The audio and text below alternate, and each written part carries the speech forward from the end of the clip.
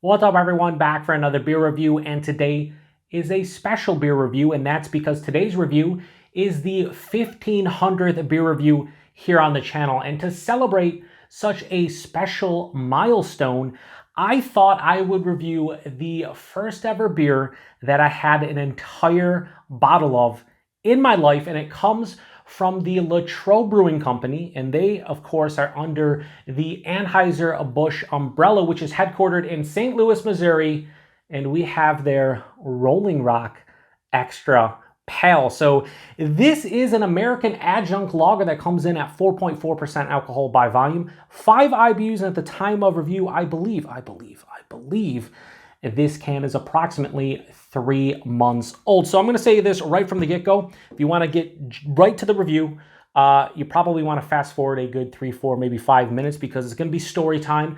I kind of want to reminisce about the first time I had this beer, which is the reason why it's the special 1500th review on my channel. So if you just want the review portion, just fast forward a little bit and you'll get right to it. But for everybody else who sticks around, yeah, this is the first ever beer I had an entire bottle of in my life. I've mentioned the story a couple times in other beer reviews. I believe in my 1000th beer review, which was Coors Banquet, that beer was the first ever beer I had in my life, period. I had a sip of it when I was a child. My dad gave me a sip when we were camping, and this one has a similar story, so we'll get right into it. So, as I mentioned in the Coors Banquet review, when I was a child, my grandmother on my mother's side, she had a cabin slash camping site in northwestern Pennsylvania, more specifically Smethport, Pennsylvania. And every single summer during my summer vacation from school, I would go down to the camp for a couple weeks. And yeah, that was the whole reason I had Coors Banquet there, the sip of it, and it's the reason why I had an entire bottle of this one. So again, I've told this story a couple times before on the channel, and it slightly changes each time because I don't exactly remember how old I was. I always say I was 13, could have been 12, could have been 14. We'll say between 12 and 14 because it was definitely the early 90s. But one year I went there and it was me and my cousins and a bunch of other family members. And yeah, we all the kids, were able to have a bottle of Rolling Rock. Now, Rolling Rock was like the beer of choice for the adults down there because it was readily available and super cheap. Sometimes we would get Coors Banquet, and by we, I mean the adults there. Hence why I had Coors Banquet as my first ever beer. But Rolling Rock was the beer. Like, you know, a lot of people in Pennsylvania drink Rolling Rock, and that was just a beer. They go to the distributors, buy cases of it, take it to the camping site, and I had it in a bottle. Now, I was going to grab a bottle of this, but I couldn't find any single bottles. I only found these huge-ass cans, 25 fluid ounces. They say 1 extra ounce. We'll see if that's a good thing or not. And I wanted to get the bottles, but honestly, a little bit pricey for Rolling Rock. It was $14 for a 12-pack, and I only found the 12-pack at one store. I went to 6 different stores to find a single can, and I saw 30 packs, and they were like 18, 19 bucks. So I just went with the big can. But anyway, I had it for the first time ever, between 12 and 14 years old, and I hated it. As you do when you're a kid, you know, early teenager, you drink alcohol or whatever, it's disgusting, especially beer. But it kind of turned me off from beer in general going forward. I only had a couple other beers in my life during my teenage years. In high school, I had like a Labatt Blue, mostly Canadian, a couple others. But I really wasn't a beer fan until my mid-20s and my late 20s, started getting into craft beer. Now, as far as this beer goes, this beer specifically, I've had one time in recent memory. It was 2017. A good friend of mine and fellow beer tuber Nick over at Maxwell Stars Beer Reviews, every Wednesday at 8 p.m., 8:30 p.m. Eastern Standard Time, he hosts a live show on his channel called Beer Analysis 101. Well, back in 2017, they did Rolling Rock, and I was a part of the panel. This was pre my channel, and guess what? I still hated this beer. To me, it tasted like corn soda. It was like a really bad corn soda. I gave it a 2 out of 5. Again, that was 5 years ago. My palate has come a long way since then. And I find a lot of these adjunct lagers nowadays, they really are inoffensive to me. I haven't really had one recently that I could be like, oh, it's gross or whatever. So I'm hoping I like it a little bit more, but I would not be surprised if this one still isn't for me. But I wanted to review it for my 1500th review because it's a special occasion. It's the first ever beer I had an entire bottle of. And yeah, we're going to review it. So, I find it pretty funny that on the back here, it says, to honor the tradition of this great brand, we quote from the original pledge of quality. From the glass-lined tanks of Old Latrobe, we tender this premium beer for your enjoyment as a tribute to your good taste. It comes from the mountain springs to you. I highly doubt it anymore because I forget when Rolling Rock was bought out by Anheuser-Busch. I think it was probably like the mid 2000s, maybe like 2005, 2006. But this is no longer brewed in Latrobe, PA. This is St. Louis, Missouri, so probably brewed at one of Anheuser's facilities. Yeah, anyway, we're going to crack this open, get it into the glass. Now, I wanted to, like I said, to get a bottle, but only if I could have got like a single of it. Nowadays with post open heart surgery and stuff, I can't really session beers all that much, even 4.4% beers. So at the end of the day, I wanted to get a single can. I think we should be fine. Now, I think this can is 3 months old. I looked at the date on the bottom. I think this was canned in like early August. So we should be fine there. It was kept cold the entire time at the place I went. So I hate these big cans because the pour is usually terrible. It's going to probably be the case here. We'll see. All right, maybe not. So, yeah, I'm excited, scared, nervous, not really anything drinking this one. Like I said, when you drink any beer, you hope it's good. That's the whole point of drinking beer, right? You want it to be good, but again, I've had so many bad memories of this one. I don't know. So yeah, that looks like any other adjunct lager. Has that golden, really light straw color, crystal clear, good carbonation, just under a 2-finger bright white fluffy head. That looks like any other adjunct lager I've had pretty much. Let's get a nose. Okay, so it doesn't smell offensive. Has a little bit of that like sulfur kind of lager funk you get from a lot of different, like even craft, like German Pilsners and stuff. That sulfur note can sometimes be very prominent and, noticeable. It has that sweet corn, like boiled corn kind of scent. Maybe a slight graininess too. Again, adjunct lager, they're probably using corn in this, I would imagine. It smells sweet, but the last time I had this one in 2007, I didn't go back to look at that one.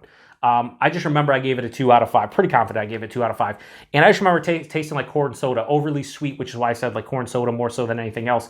And the problem with this one for me was it was a bit too sweet overall. And, with adjunct lagers, you want a good balance because you want to be able to session them, right? This one doesn't smell overly sweet. It definitely smells sweet, but there might be like a little touch of like a floral grassy hop note, very minute. Yeah, it doesn't, I'm optimistic.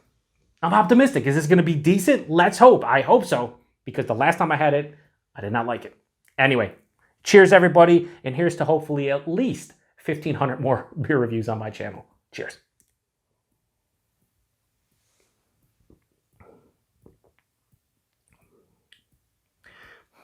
It's fine. Wow. Okay, the aftertaste. Here's the thing. Let me go one more sip.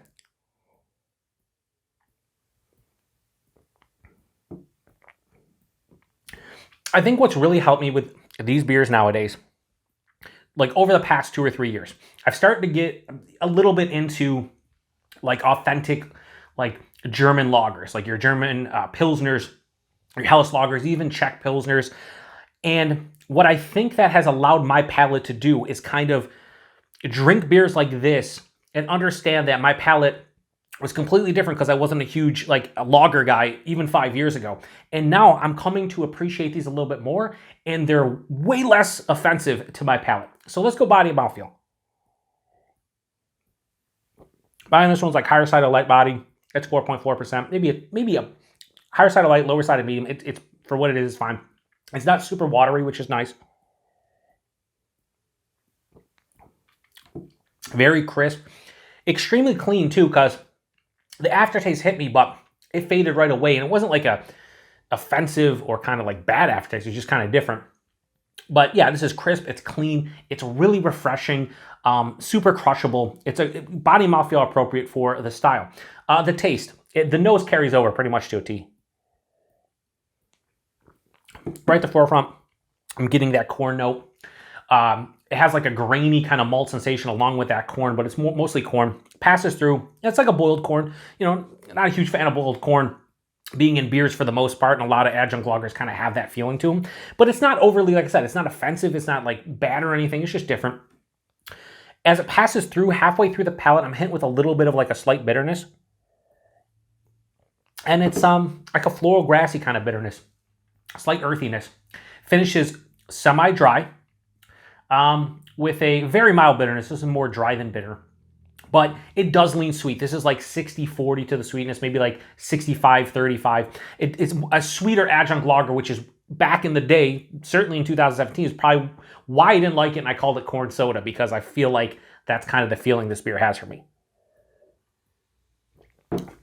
4.4%, you could kill a bunch of these, you could crush them, and you're going to feel good if you drink 2 or 3 of these, or like a 6-pack or something. But I guess what I'm trying to say is this isn't as bad as I remember it being, whether it's from a 12, 13, 14-year-old kid when I had this, whatever year that was. I always say 13 because I don't remember exactly. Or back in 2017 when I was in my late 30s and thinking it tasted like corn soda. Maybe it did to my palate then. It probably did.